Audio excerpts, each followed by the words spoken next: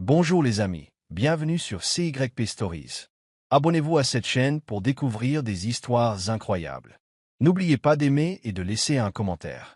Entrons dans le vif du sujet.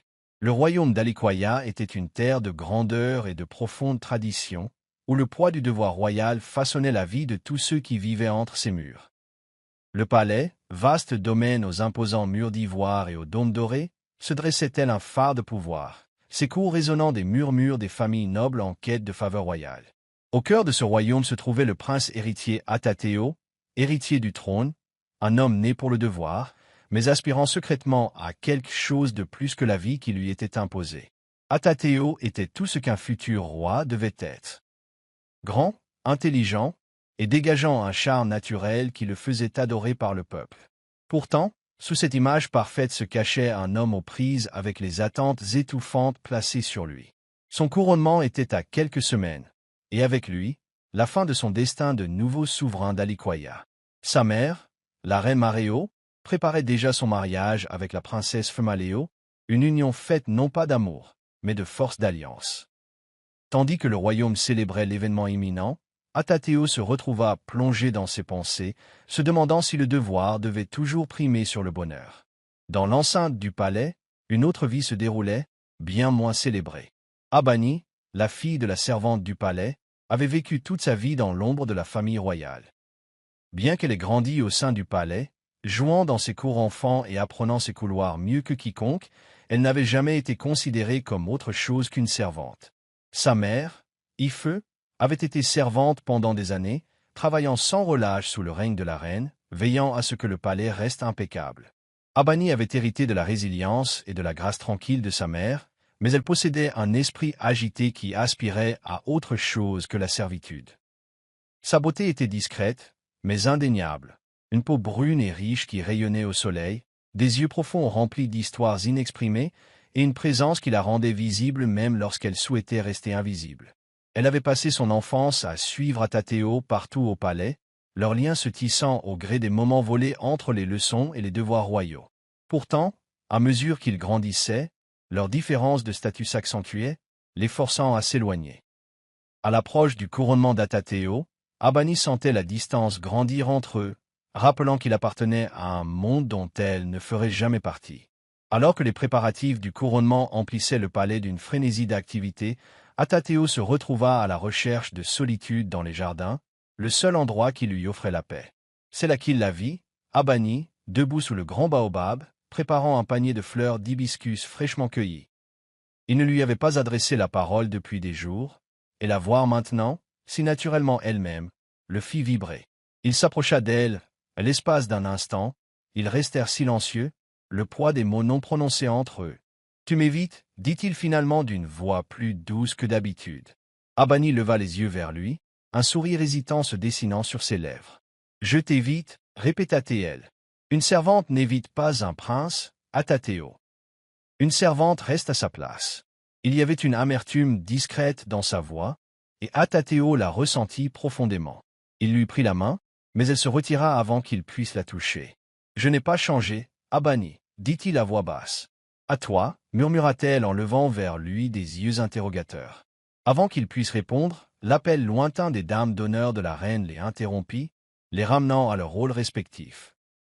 Atateo soupira en voyant Abani se détourner, disparaissant dans le couloir des domestiques, laissant derrière lui le parfum de l'hibiscus et la douleur de ce qui ne pourrait jamais arriver. Malgré les nombreuses règles qui dictaient sa vie, Atateo trouvait toujours le moyen de voler des moments à Abani. Leur lien était quelque chose qu'aucun d'eux ne comprenait pleinement. Ce n'était pas seulement de l'amitié, ni simplement un désir de ce qu'ils ne pouvaient avoir. C'était plus profond, une compréhension silencieuse entre deux êtres qui avaient grandi ensemble, mais vivaient pourtant dans des mondes complètement différents. Enfants, ils passaient des heures à courir dans les couloirs du palais, à rire et à rêver comme si le statut n'existait pas. Mais à mesure qu'ils grandissaient, l'attention s'intensifiait. Abani n'était plus la petite fille qui pouvait s'asseoir à ses côtés pendant ses leçons sans sourciller.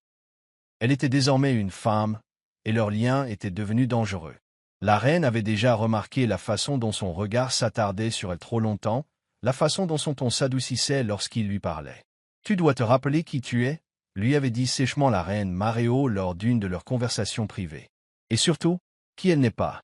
L'avertissement était clair, mais il ne changea pas grand-chose à ce qu'il ressentait. Pour Abani, le poids de leur lien était étouffant. Elle avait passé des années à se convaincre que ce qu'elle ressentait pour Atateo n'était qu'un attachement d'enfance. Mais chaque fois qu'il la regardait avec ce regard perçant, chaque fois qu'il trouvait une excuse pour lui parler, pour s'assurer qu'elle allait bien, elle sentait sa détermination faiblir. Les murmures parmi les serviteurs avaient déjà commencé, de petites conversations à voix basse sur la façon dont le prince héritier favorisait trop la fille de la servante.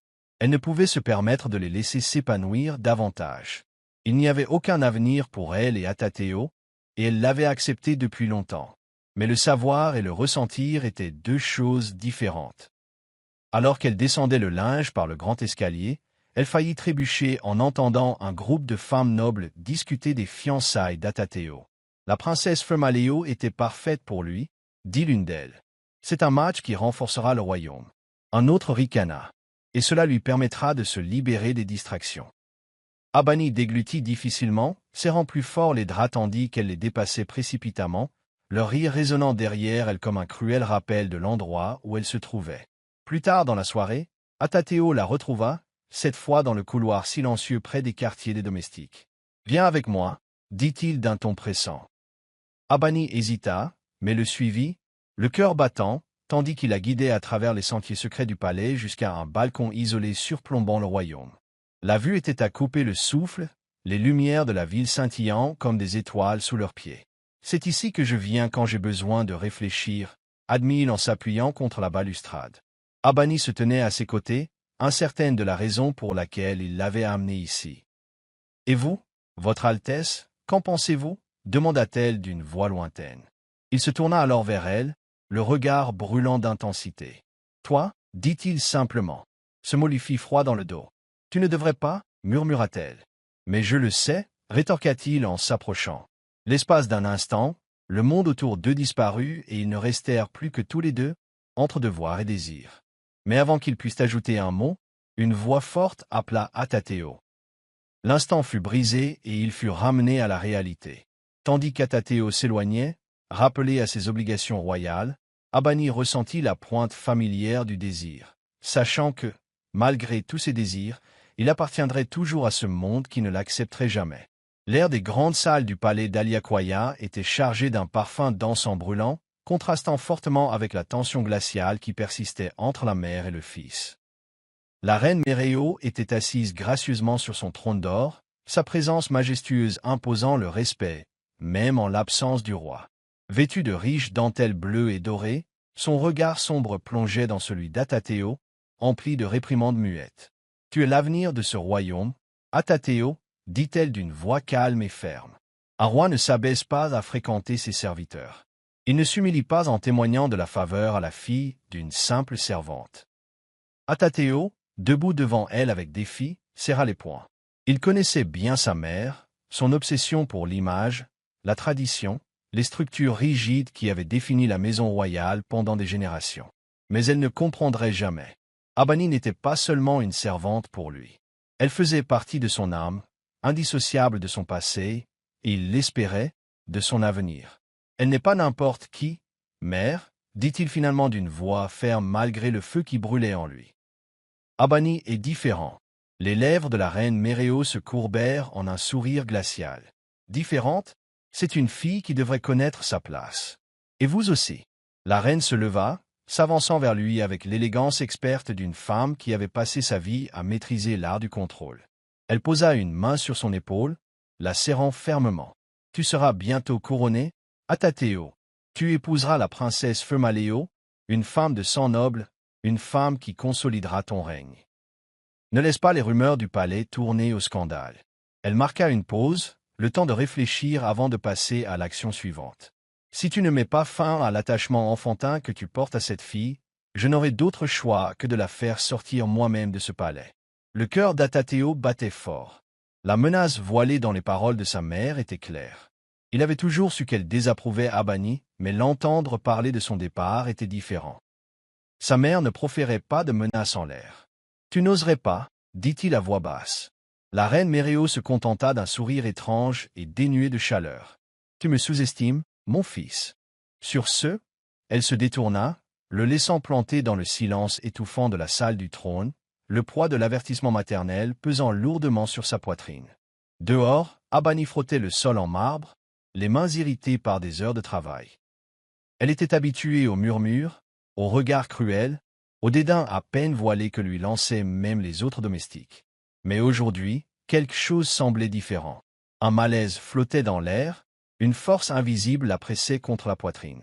Lorsqu'elle leva les yeux, elle aperçut la reine Méréo qui l'observait depuis le balcon, l'air indéchiffrable.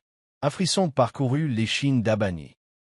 Quelle que soit la place fragile qu'elle s'était taillée dans ce palais, elle savait, au plus profond d'elle-même, qu'elle n'y était plus en sécurité. Abani s'était habituée à la douleur. Celle-ci se présentait sous de multiples formes. Bleue à force de frotter les sols pendant des heures, faim à force de manquer des repas lorsqu'elle était trop épuisée pour se faufiler à la cuisine, douleur des insultes lancées négligemment par des nobles qui ne la voyaient plus que comme une ombre dans les couloirs du palais. Mais la douleur la plus profonde, celle qui la rongeait profondément, était la froideur du regard d'Atatéo chaque fois qu'il se croisait sous le regard attentif de la cour. Elle comprenait pourquoi il agissait ainsi. Il était prince héritier, et elle, servante. Chacun de ses gestes était scruté, chacune de ses paroles décortiquée. Mais comprendre ne rendait pas la douleur moins intense. Le garçon qui lui avait autrefois tenu la main sous le vieux baobab, qui avait juré de toujours la protéger, ne remarquait plus sa présence.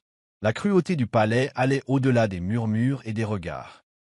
La princesse Femaléo, la fiancée d'Atatéo, arriva au palais une semaine plus tard, sa beauté indéniable, son arrogance étouffante. Elle avait grandi dans un royaume voisin, élevée dans l'espoir de devenir reine un jour.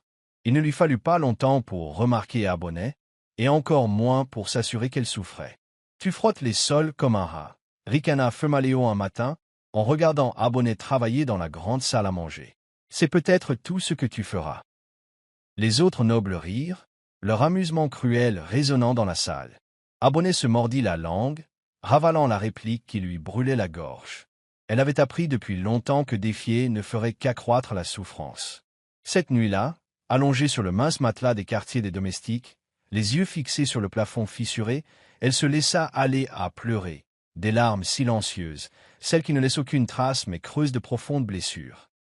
Elle pensa à sa mère, qui se démenait pour les nourrir. Elle pensa à Atatéo, le garçon qu'elle aimait mais qu'elle n'aurait jamais pu avoir. Et elle pensa à la reine, dont le regard froid contenait une promesse dont Abonnet savait qu'elle n'échapperait pas bien longtemps. La grande salle de banquet du palais d'Alikoya scintillait sous la lueur de 1000 lanternes dorées. C'était une nuit de fête, un rassemblement de nobles et de dignitaires venus de tous horizons pour honorer le couronnement imminent du prince héritier. Abonnet avait passé la journée entière à travailler, préparant le somptueux festin, polissant l'argenterie, s'assurant que tout soit parfait. Mais malgré son épuisement, elle prenait soin de rester invisible, de se mouvoir tel un fantôme parmi la royauté scintillante. Jusqu'à ce que la princesse Femaléo décide de faire d'elle le centre de l'attention. « Regardez-la » lança Femaléo d'une voix traînante, assez fort pour que tout le monde l'entende. Une servante dénuée de dignité. « Dites-moi, pourquoi laissons-nous la saleté nous servir ?» Les nobles ricanèrent, certains acquiesçant d'un signe de tête. Les mains d'Abonnet se crispèrent sur le plateau qu'elle portait, ses ongles s'enfonçant dans sa paume. Elle en avait assez enduré. Avant de pouvoir se retenir, elle releva la tête et croisa le regard de Femaléo. « Une reine se doit d'être bienveillante, dit-elle doucement, d'une voix ferme. Le silence retomba dans la salle. La estopeur parcourut la foule. Aucun serviteur n'avait jamais osé répondre. Avant que Femaléo puisse répondre, avant que la reine ne s'emporte, avant que les gardes ne puissent l'emmener, Atatéo s'avança. Sa voix, claire et aiguë, brisa le silence. « Abonnet a raison, déclara-t-il. Un véritable dirigeant ne se mesure pas à sa richesse ou à sa naissance, mais à la force de son cœur. » Des exclamations de surprise implirent la salle. Le visage de la reine Méréo s'assombrit, ses poings se serrant. Mais ce fut le regard d'Atatéo, cette protection féroce, cette défiance inflexible, qui fit frissonner Abonnet. Il avait enfreint les règles. Il avait choisi son camp. Et à cet instant, elle le savait, tout allait basculer. La soirée était chargée de non-dits, tandis que la mère d'Abonnet, Ayamornik, installait sa fille dans le petit appartement des domestiques, les mains tremblantes serrant un morceau de tissu délavé.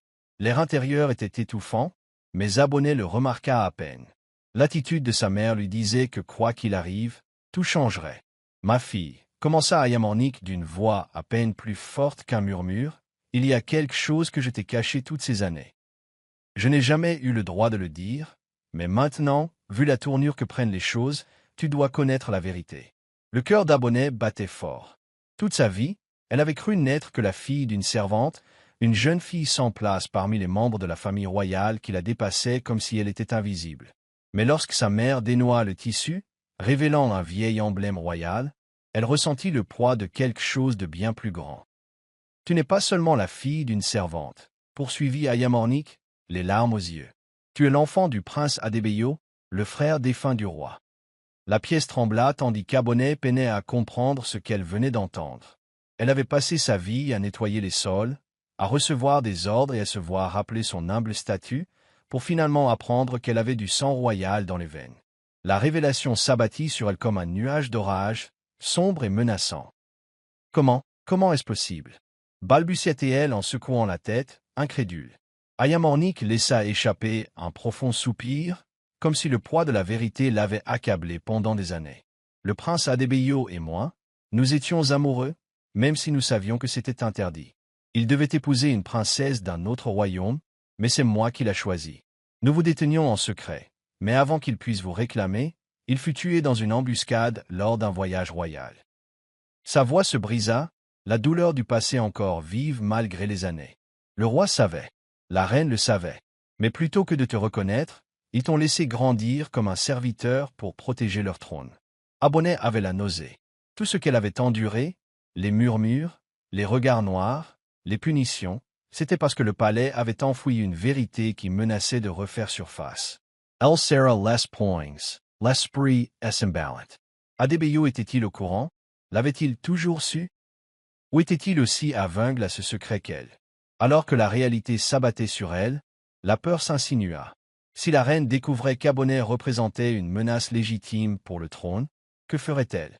Elle avait déjà clairement fait savoir qu'Abonnet n'avait aucune place auprès d'Adebayo.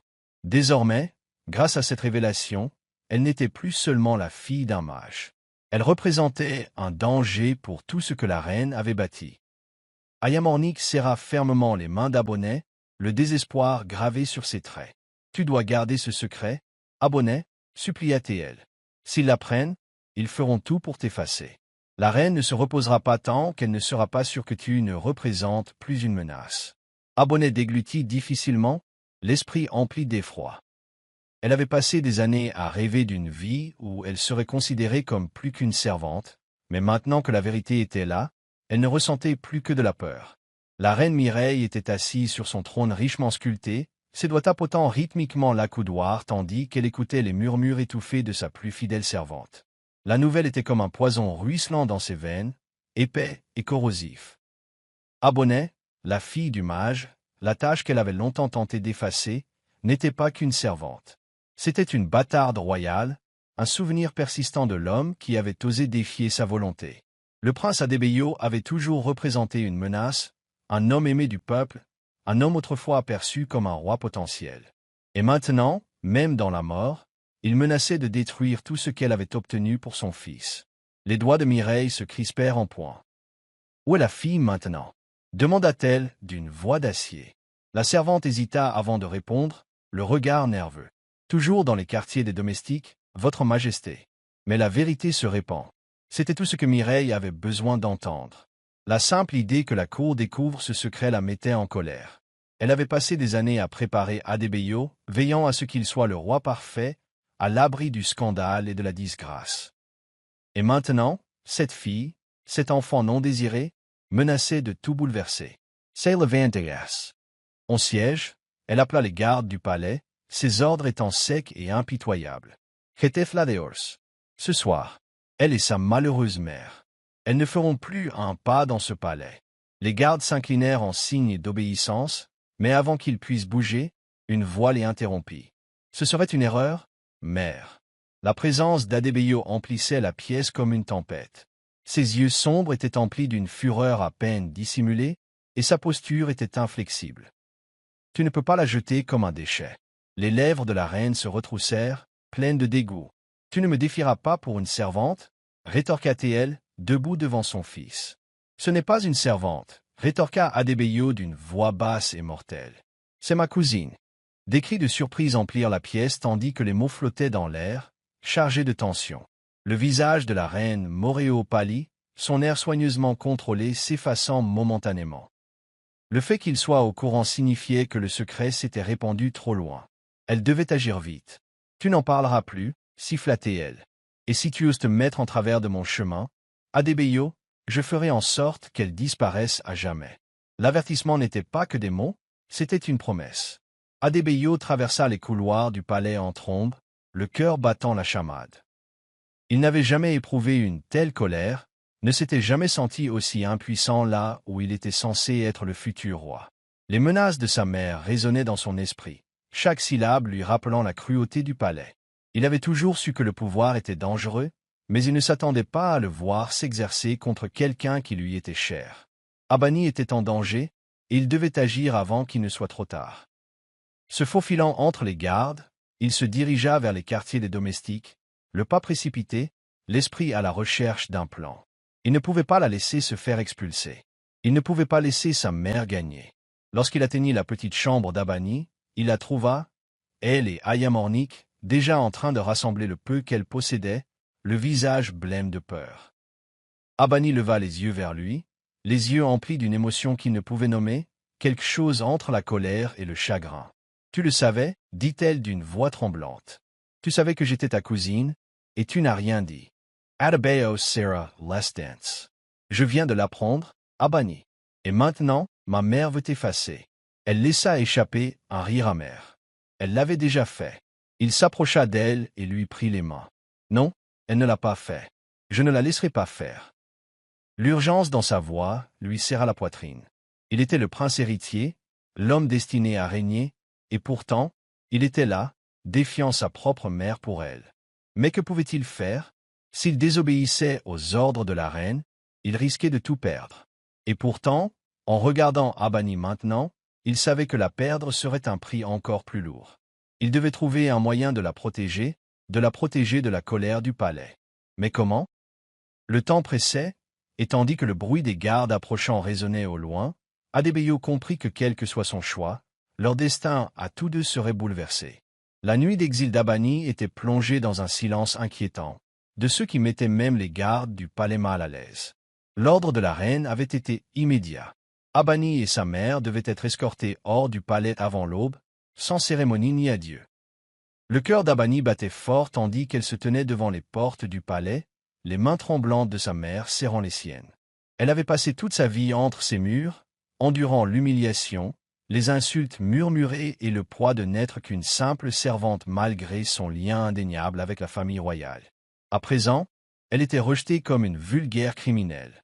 Mais alors que les gardes s'apprêtaient à les emmener hors du palais, une soudaine agitation éclata. Un cri retentit dans l'aile, suivi des pas précipités du personnel du palais qui accourait vers lui.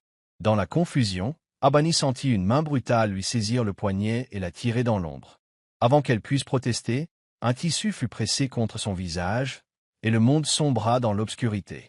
Lorsqu'Adetayo apprit l'exil d'Abani, il faillit renverser le palais entier, désespéré de l'empêcher. Il avait supplié son père, tentant d'en appeler au peu de clémence qui lui restait, mais le roi Adewale resta inflexible. « Tu es l'avenir de ce royaume », avait dit le roi d'un ton glacial. « Tu ne peux pas te laisser dominer par tes émotions. » Adetayo avait quitté la salle du trône en trombe, la frustration débordante. Mais lorsqu'il atteignit les portes du palais, Abani était déjà parti. C'est du moins ce qu'il prétendait. Les gardes rapportèrent qu'elle avait été emmenée hors des murs du palais comme ordonné. Mais quelque chose dans leur récit ne lui convenait pas. Il y avait trop d'incohérences, certains disaient qu'elle marchait de son plein gré, d'autres juraient qu'elle s'était battue pour rester. Et puis, il y eut les rumeurs d'un étrange trouble juste avant son départ. Adetayo sentit que quelque chose clochait. Abani n'aurait pas disparu sans laisser de traces. Quelqu'un l'avait enlevé. Les jours passèrent, et toujours aucun signe d'Abani.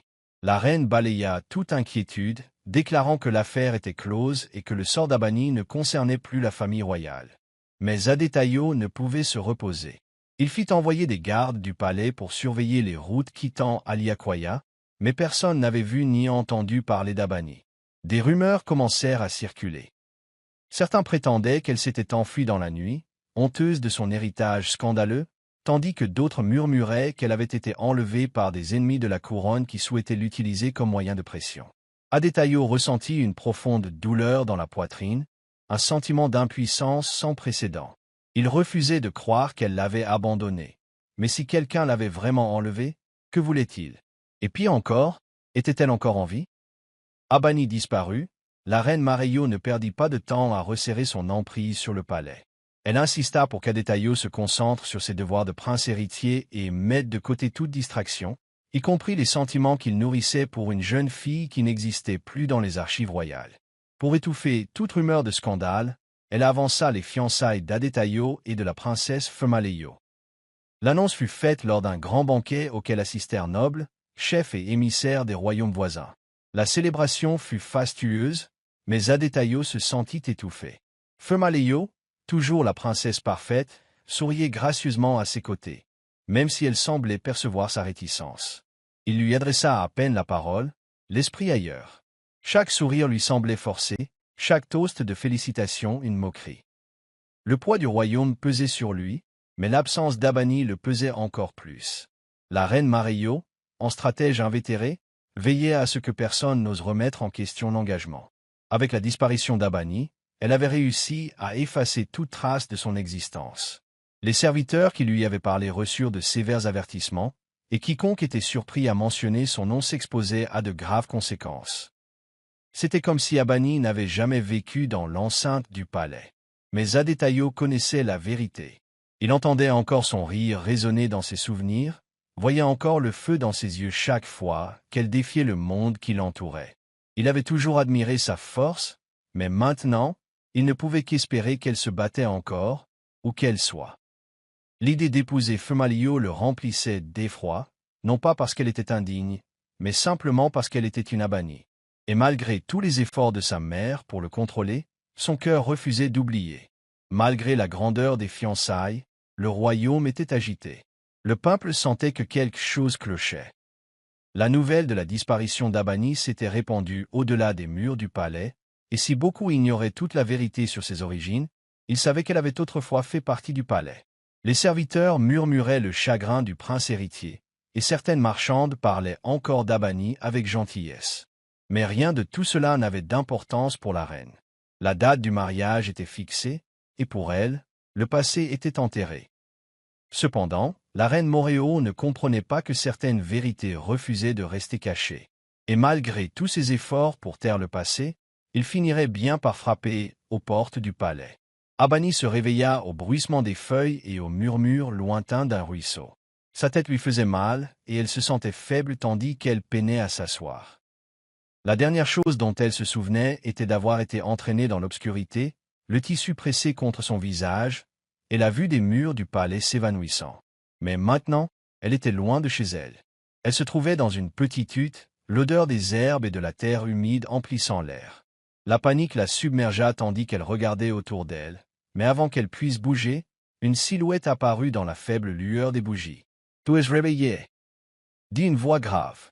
Les yeux d'Abani s'écarquillèrent en observant l'homme devant elle, grand, vêtu d'un manteau, le visage partiellement dissimulé par l'ombre. « Qui es-tu » demanda-t-elle d'une voix rauque. L'homme ne répondit pas immédiatement. Il déposa plutôt un bol de bouillon fumant à côté d'elle. « Mange, dit-il. Tu auras besoin de force. » Abani hésita, le cœur battant. Elle n'avait aucune raison de faire confiance à cet homme, mais elle n'avait pas d'autre choix. Elle était seule, loin du palais, et entièrement à sa merci. Tout en sirotant son bouillon, elle le stabilisa prudemment. Ses vêtements étaient simples, mais ils dégageaient une certaine autorité, comme s'il n'était pas un villageois ordinaire. « Où suis-je » demanda-t-elle. L'homme finit par s'asseoir, l'air indéchiffrable. Un endroit sûr. Portlandstadt. Sa réponse ne fit que soulever davantage de questions. Mais Abani savait qu'il valait mieux ne pas trop insister. Qui qu'il soit, il l'avait sauvé de quelque chose, de l'exil ou de quelque chose de pire, Elle n'en était pas encore certaine. Mais une chose était sûre, sa vie venait de prendre un tournant qu'elle n'aurait jamais pu prévoir. De retour au palais, Atateo ignorait totalement qu'Abani était encore en vie. Il avait cherché sans relâche, envoyé des espions au-delà des frontières du royaume et même soudoyé les gardes du palais pour obtenir des informations. Mais personne ne savait rien. Ou peut-être que ceux qui savaient avaient trop peur de parler.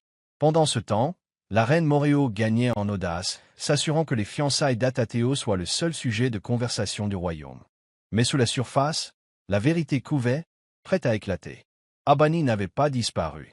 Elle était vivante, cachée, et peut-être plus dangereuse que jamais pour la famille royale. Car si elle revenait, elle ne serait plus la fille d'une servante, mais une héritière légitime. Et cette seule vérité pouvait ébranler le royaume tout entier. Le palais bourdonnait des préparatifs du couronnement imminent d'Atateo, mais son cœur restait lourd. Il accomplissait les devoirs royaux, rencontrant les anciens, assistant aux cérémonies et supportant la présence de la princesse Femaleo, mais son esprit était ailleurs. Il passait ses nuits à contempler les murs du palais, hanté par les souvenirs d'Abani. Était-elle en sécurité? Avait-elle de quoi manger? Un abri? Le détestait-elle de ne pas l'avoir protégée? Il avait tenté de demander aux gardes du palais s'ils savaient où elle se trouvait, mais sa mère avait donné l'ordre strict de ne plus jamais mentionner le nom d'Abani. Le secret entourant sa disparition ne faisait qu'accroître ses soupçons. Quelque chose clochait. Déterminé à trouver des réponses, il chercha discrètement l'aide d'un ami de confiance, Gok, l'intendant du palais. Gok, qui avait grandi au service de la famille royale, accepta de rester à l'écoute des serviteurs, mais il conseilla à Adéteo d'agir avec prudence. La reine Méréo avait des yeux et des oreilles partout. Pendant ce temps, la princesse Femaleo s'impatientait. Bien qu'elle ait toujours su qu'Adéteo ne l'aimait pas, elle s'attendait à ce qu'il essaie au moins d'être présent. Au lieu de cela, il ne lui accorda guère d'attention. Au début, elle crut qu'il s'adaptait simplement à leur avenir arrangé, mais elle remarqua ensuite son détachement froid, son refus de la regarder dans les yeux, sa façon de tressaillir à son contact. Elle avait entendu les rumeurs concernant Abani, la fille de la servante, et comment Adéteo l'avait autrefois défendue. Se pouvait-il que son cœur fût toujours avec cette fille? Femaleo n'était pas un imbécile. Si les rumeurs étaient fondées, elle devrait prendre les choses en main. Un prince ne défiait pas les attentes royales en matière de serviteurs, et elle s'en assurerait. Cette nuit-là, elle convoqua l'une de ses plus fidèles servantes, une servante rusée nommée Olamide, et lui ordonna de tout découvrir sur la jeune fille disparue. Si Abani était encore en vie, Femaleo devait le savoir avant Adéteo. Tandis qu'Adéteo intensifiait ses recherches, une lueur d'espoir apparut. L'un des gardes qui l'avait soudoyé murmura qu'Abani n'avait pas été vu franchir les frontières du royaume, ce qui signifiait qu'elle se trouvait encore quelque part à Aliaquaya. Mais où? Il ne pouvait pas risquer de rendre ses recherches trop évidentes, mais l'urgence qui l'habitait refusait de s'éteindre. Son instinct lui disait qu'Abani n'avait pas simplement disparu, mais que quelqu'un l'avait fait disparaître. Sa mère? Leroy? Ou une autre force était-elle à l'œuvre? La frustration le brûlait, mais il était certain d'une chose, il retrouverait Abani, quel qu'en soit le prix. Abani était assise dans la chambre faiblement éclairée d'une petite maison nichée aux abords d'Aliaquaya. Elle avait passé des semaines cachée, ne sachant où aller, ne sachant à qui faire confiance. La nuit où elle avait été chassée du palais, elle avait fui à l'aveuglette, les cris de sa mère résonnant encore à ses oreilles.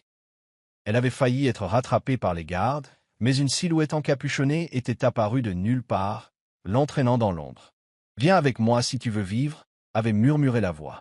Désespérée et terrifiée, elle l'avait suivi sans poser de questions. Elle se retrouvait désormais sous la protection d'un étranger qui semblait en savoir trop sur le palais. Cet individu ne révélait jamais son visage, toujours caché derrière un manteau, mais il lui fournissait nourriture, abri et informations sur les déplacements de la famille royale. Abani ne comprenait pas pourquoi cet étranger l'aidait, mais elle n'avait d'autre choix que de lui faire confiance. Un soir, tandis que la lanterne vacillante projetait des ombres inquiétantes sur les murs, l'étranger finit par exprimer ses intentions. « Tu mérites mieux que ce qu'ils t'ont fait. » dit-il d'une voix calme, mais emplie d'une colère sourde. « Tu as du sang royal dans les veines. Tu n'aurais pas dû être rejetée comme une mendiante. » Abani se raidit à ces mots. « Je n'ai jamais voulu de la royauté, » murmura-t-elle, les poings serrés. « Je voulais juste être libre. » L'étranger laissa échapper un rire amer. La liberté? Tu ne l'auras jamais si tu ne reprends pas ce qui t'appartient de droit. Abani les fixa, perplexe. Que voulez-vous dire? Demanda-t-elle avec hésitation. La silhouette se pencha et pour la première fois, elle aperçut un regard perçant et intelligent. Je peux t'aider à reprendre ta place, Abani. Je peux t'aider à revenir, non pas comme fille de servante, mais comme princesse. Le cœur d'Abani battait fort. Pouvait-elle faire confiance à cette personne? Quel était son véritable mobile? Et si elle acceptait son aide, qu'en coûterait-il? Elle pensa à Atateo, à la façon dont il avait tenté de la protéger, à la façon dont il avait été contraint de vivre sans elle. Si elle revenait, ce ne serait pas seulement pour elle, ce serait aussi pour lui. Pourquoi m'aideriez-vous? Demanda-t-elle finalement, la suspicion s'insinuant dans sa voix. L'étranger sourit, même si son expression était indéchiffrable. Parce que, dit-il lentement, ton existence menace ceux qui t'ont fait du tort. Et je veux les voir brûler. La place du marché était inhabituellement animée ce matin-là. L'air bourdonnait de rumeurs, de murmures concernant une mystérieuse femme aperçue dans le village, vêtue d'habits nobles, le visage caché sous un voile. Certains disaient qu'il s'agissait du fantôme d'une princesse déchue, d'autres d'une noble étrangère cherchant audience auprès du roi. Mais lorsque l'informateur d'Atateo lui apporta la nouvelle, son pouls s'accéléra. Abani, ce devait être elle. Sans hésiter, il quitta ses devoirs royaux, se déguisant en une cape de roturier et pénétra dans le village. Si elle était vraiment de retour, il devait la retrouver avant quiconque, surtout avant que sa mère ou la princesse Formaleo ne découvre la vérité. Abani avançait prudemment dans le marché, les mains tremblantes sous le poids du voile. Chaque pas qu'elle faisait était risqué, mais elle avait passé trop de temps dans l'ombre. Son mystérieux allié l'avait convaincu qu'il était temps de reprendre sa place, de cesser de se cacher comme une fugitive. Mais tandis qu'elle marchait parmi les gens, elle sentait leurs regards, entendait leurs conversations étouffées. L'avait-il reconnu? Était-ce trop tôt? Elle n'était pas prête à l'affrontement, pas encore. Mais le destin en avait décidé autrement. Alors qu'elle tournait à un coin de rue, son regard se posa sur une silhouette familière qui se tenait à quelques mètres d'elle. Aditio. Pendant un instant, aucun d'eux ne bougea. Le monde sembla se figer autour d'eux. Puis, sans réfléchir, Adéthéo fit un pas en avant, les poings serrés. « Abani » murmura-t-il, sa voix à peine audible par-dessus le brouhaha du marché. Le souffle d'Abani s'accéléra, son esprit lui hurlant de fuir. Mais elle ne le fit pas. Elle ne pouvait pas. Au lieu de cela, elle souleva légèrement son voile, juste assez pour qu'il puisse voir son visage. La stupeur dans ses yeux était indéniable. Elle était revenue. Mais avant qu'il puisse parler, une soudaine agitation éclata dans la foule. Quelqu'un l'avait vu. Quelqu'un l'avait reconnu. Et, d'un seul coup, la place du marché devint un champ de bataille de murmures et d'accusations. La jeune fille perdue était revenue. Mais à quel prix? Le roi Adéwalé était assis dans ses appartements privés, le visage assombri par l'inquiétude, lisant les derniers rapports de ses espions.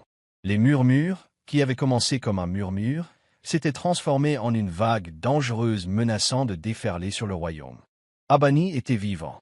La nouvelle de sa survie commença à se répandre parmi la population, alimentant les spéculations sur ses origines et ses liens avec le défunt prince Adebayo.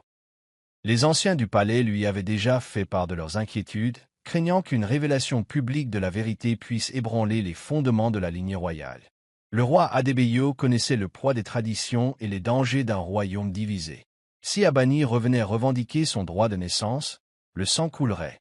Son épouse, la reine Mareyo, y veillerait. Il laissa échapper un profond sourd. Pire, passant une main sur sa barbe en pensant à Adéwalé.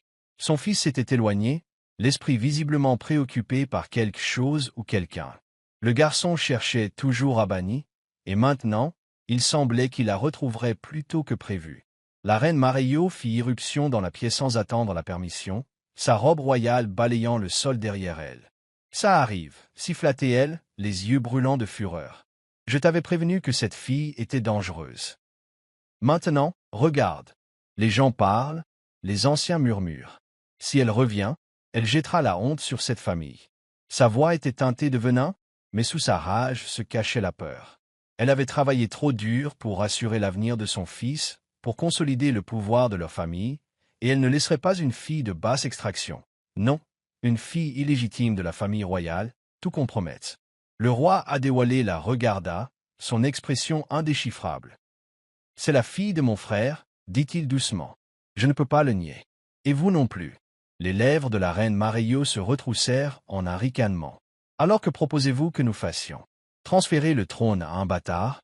Regardez notre fils gâcher son destin pour une fille qui n'aurait pas dû naître? » Sa voix monta d'un ton, son sang-froid s'effrit. Le roi serra les dents. « Nous ne pouvons pas laisser la situation dégénérer, dit-il fermement. Nous devons contenir la situation avant qu'elle n'atteigne les portes du palais. » Pendant ce temps, Adéthéo se tenait sur le balcon de sa chambre, les pensées bourdonnantes.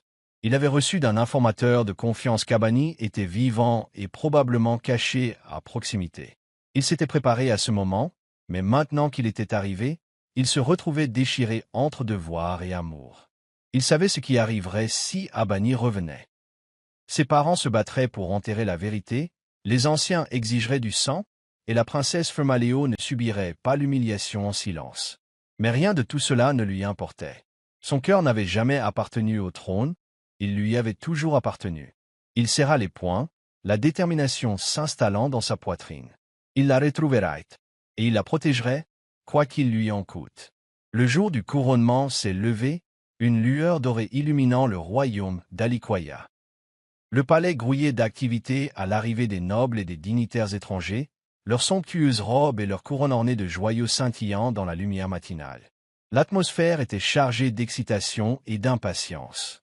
Aujourd'hui, le prince héritier Adéthéo serait couronné héritier légitime, scellant ainsi son destin de prochain souverain d'Alikoya. La grande salle s'était transformée en un spectacle d'opulence, drapé de riches étoffes et orné de sculptures d'or complexes. Un parfum d'encens et de fleurs fraîches emplissait l'air tandis que les gardes royaux se tenaient en rang à l'entrée, le visage stoïque et indéchiffrable. Au centre de l'ensemble se tenait la reine Moréo, la posture raide, un triomphe à peine dissimulé, tandis que le roi Adéwalé observait la cérémonie en silence. La princesse Femaléo, vêtue d'une robe raffinée d'un rouge profond, souriait timidement en prenant place aux côtés de la famille royale, se délectant de l'attention. Elle était sur le point de devenir reine, et rien, pas même les rumeurs de disparition, ne pourrait la lui ravir. Adéthéo, cependant, n'éprouvait ni la joie ni la fierté que l'occasion exigeait. Assis dans sa tenue de cérémonie, son esprit était ailleurs, le cœur lourd des choix qu'il lui restait à faire. Son père l'avait mis en garde contre toute imprudence, mais son cœur ne tenait pas compte de la logique. Abani était là, quelque part. Elle devait l'être. Et si les rumeurs étaient vraies, elle viendrait. Il scruta subtilement la foule, son regard perçant parcourant la mer de visages, à la recherche de la personne qu'il désirait en voir. Le rituel commença, le grand prêtre s'avançant pour réciter les bénédictions sacrées qui l'uniraient au trône. Les nobles rassemblés murmurèrent leur approbation, les yeux rivés sur le prince qui s'apprêtait à accomplir les derniers pas vers son couronnement. Mais au moment où le prêtre leva la couronne d'or au-dessus de sa tête, une agitation éclata à l'entrée majestueuse de la salle. Les murmures se transformèrent en halètements tandis que tous les regards se tournaient vers les portes. Là, debout, fièrement, sur le seuil, se tenait une silhouette vêtue de nobles vêtements, sa présence rayonnant de force tranquille. Abani. Ses cheveux étaient coiffés en tresses complexes ornées de délicates épingles en or, et sa robe, d'un élégant bleu roi, contrastait fortement avec les vêtements simples qu'elle avait autrefois portés comme servante du palais. Mais ce furent ses yeux, brûlants de détermination, qui provoquèrent une onde de choc dans la pièce. Le silence s'étendit dans la grande salle, la tension pesante.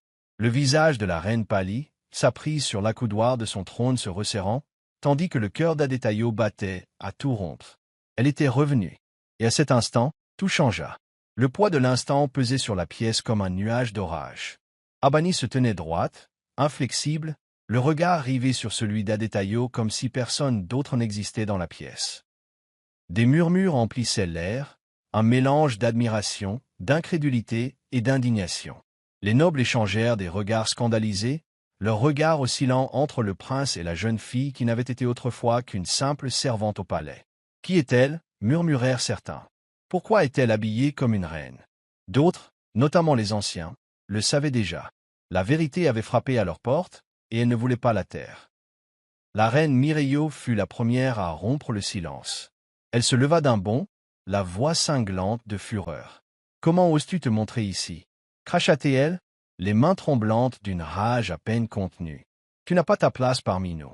Garde, faites disparaître cette honte immédiatement. » Avant que les gardes ne puissent bouger, Adétaïo s'avança, l'air indéchiffrable. « Touche-la, et tu me répondras, » dit-il, sa voix résonnant dans le couloir comme un coup de tonnerre. La tension s'évanouit, et l'air se chargea d'un défi muet. La poitrine d'Abani se soulevait et s'abaissait, mais elle ne vacilla pas. Au contraire, elle leva le menton, s'adressant à la cour d'une voix dont la force dépassait sa condition. « Je suis Abani, fille du défunt prince Adébéyo, déclara-t-elle, provoquant une nouvelle onde de choc dans la foule. J'ai été caché de la vérité, mis de côté comme si je n'étais rien, mais je ne serai pas effacé. » Des cris de surprise parcoururent la salle, et le visage du roi Adéwalé s'assombrit en réalisant l'inéluctabilité de ce qui se déroulait. Le visage de la princesse Feumaléo brûlait d'humiliation, son avenir soigneusement construit s'effondrant sous ses yeux. « C'est de la folie » s'exclama-t-elle. « C'est une menteuse, une roturière qui se déguise. Elle n'a aucune preuve, mais avant qu'elle ait pu terminer, Adétaïo fit un pas audacieux en avant. Le poids de ses choix s'était allégé. Il savait désormais, avec une certitude absolue, ce qu'il devait faire. Ignorant les halètements, les regards et les menaces qui flottaient dans l'air, il combla la distance qui le séparait d'Abani, et d'un seul coup, il l'attira dans un baiser devant tout le royaume. Le monde entier sembla retenir son souffle tandis que le prince héritier les défiait tous. La foule haleta lorsque le prince héritier Adétaïo s'avança, ses robes royales flottant dans la douce brise, le regard rivé sur Abani comme si elle était la seule personne au monde. La tension dans la cour du palais était étouffante, le poids d'une tradition séculaire pesant sur lui, le poussant à détourner le regard, à faire comme si elle n'était rien. Mais il ne pouvait pas aujourd'hui, plus jamais. Le grand prêtre, debout devant lui, la couronne royale à la main, hésita, les lèvres entr'ouvertes sous le choc de la scène qui se déroulait devant lui. Le visage de la reine Mireio était blême, ses poings serrés si fort que ses jointures blanchissaient. Le roi Adéwalé resta figé sur son trône, serrant plus fort le bâton de cérémonie, mais ce fut l'expression horrifiée de la princesse Feumaléo qui déclencha une nouvelle vague de murmures parmi les nobles rassemblés.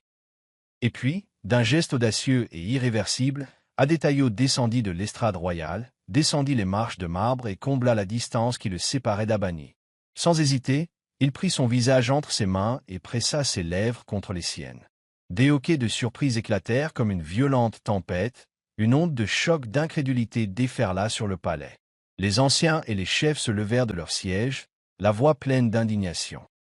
Abani, pris entre l'incrédulité et le tourbillon d'émotions qui la tourmentait depuis des années, sentit son souffle s'interrompre, son corps trembler sous le poids du moment. Adétaïo avait justifié le royaume tout entier, les attentes de sa lignée et les fondements mêmes de la monarchie, tout cela pour elle. La reine Mireio poussa un cri aigu et blessé, se levant. « Adétaïo, que as-tu fait » hurla-t-elle, la voix tremblante de fureur. L'expression du roi Adéwalé se durcit, sa mâchoire se crispant en réalisant l'ampleur de la rébellion de son fils. La princesse Feumaléo, humiliée au-delà des mots, tourna les talons et s'éloigna en trombe, ses dames d'honneur se précipitant à sa poursuite. Le grand prêtre, reprenant son calme, tenta de rétablir l'ordre, mais la cour était déjà plongée dans le chaos. Les nobles se disputaient entre eux, les anciens exigeaient le châtiment immédiat d'Adétaïo, et les gardes attendaient l'ordre du roi. Mais Adétaïo ne bougeait pas. Il se tenait droit, inébranlable, ses doigts toujours entrelacés avec ceux d'Abani. Le silence qui suivit fut pesant, s'éternisant tandis qu'Adétaïo se tournait lentement vers son père. « C'est elle que j'ai choisie, » déclara-t-il, sa voix résonnant à travers la cour. « Je ne me marierai pas par devoir. Je ne renierai pas mon cœur. Si être roi signifie vivre selon les lois d'autrui, alors prenez le trône. Je ne gouvernerai pas comme une marionnette. » Ces paroles frappèrent le tonnerre, laissant la foule stupéfaite. Le grand prêtre regarda le roi, attendant son verdict, tandis que la reine Mireio peinait à se calmer. Les anciens échangèrent des regards, murmurant entre eux. Le royaume n'avait jamais été témoin d'une telle défiance de la part d'un prince couronné. Le poids de la tradition et du devoir pesait sur eux tous, et pourtant, pour la première fois de sa vie, Adétaïo se sentait libre.